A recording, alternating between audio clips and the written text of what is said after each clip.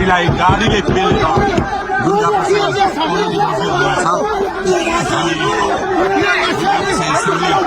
अगाडि बढ्दैछौँ।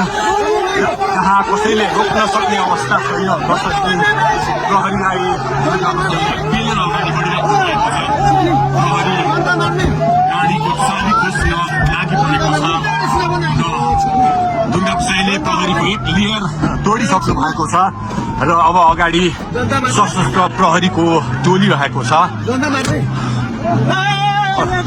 उहाँ अगाडि बढिराख्नु भएको छ। यो गाडीमाथि प्रहरीले अन्धाधुन्दा लाठीचार्ज गरिरहेको छ।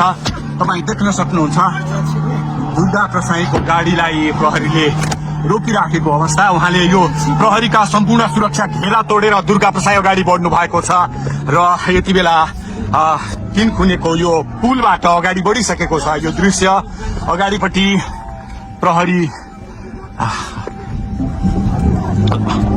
प्रहरीका यी घेरा तोडेर दुर्गा प्रसाई अगाडि बढिराख्नु भएको छ। हामी दृश्य देख्न सक्छौँ।